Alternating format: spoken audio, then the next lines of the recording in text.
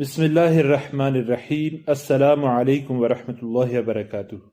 ایک صحابی ہیں جو ابو بکرہ کے نام سے مشہور ہوئے، اور ان کا اصل نام تھا نفیع بن حارث بن کلدہ ثقفی رضی اللہ تعالی عنہ، اور یہ پہلے غلام تھے اہل طائف کے، بنو ثقیف کے۔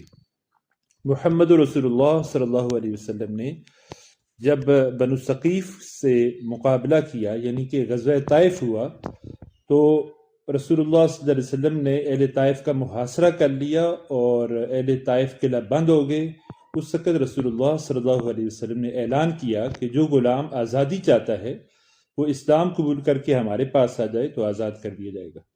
تو اس وقت نفیع بن حارث بن کلدہ رضی اللہ تعالی عنہ قلعے کی دیوار پھلانگ کے نیچے اترے، اور انہوں نے یہ طریقہ کار اپنایا کہ قلعے کے اوپر ایک لوہا لگا ہوا تھا، جس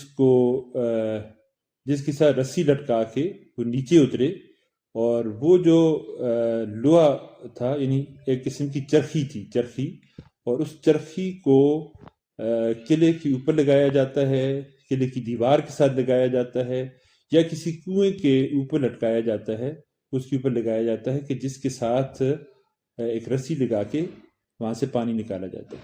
اس کو عربی میں کہتے ہیں بکرا۔ تو حضرت نفیع بن حارث بن کلدہ اس قلعے کے اوپر وہ جو چرخی لگی ہوئی تھی یعنی لوہا لگا ہوا تھا، اس کے ساتھ رسی لٹکا کے نیچے اترے اور محمد رسول اللہ صلی اللہ علیہ وسلم پر ایمان لائے، اور اس وقت رسول اللہ صلی اللہ علیہ وسلم نے ان کو ابو بکرہ کہا، یعنی چرخی والا، اور پھر اسی نام سے انہوں نے شہرت پائی۔ یہی ان کے اس نام کی وجہ تسمیہ ہے۔ ان سے 143 احادیث بھی مروی ہیں۔ بڑے زاہد و عابد انسان تھے اور فتنوں سے اپنے آپ کو دور رکھتے تھے۔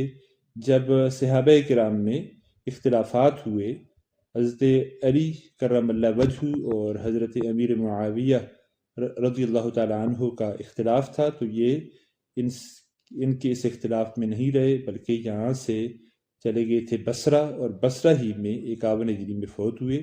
ان سے 143 احادیث بھی مروی ہیں،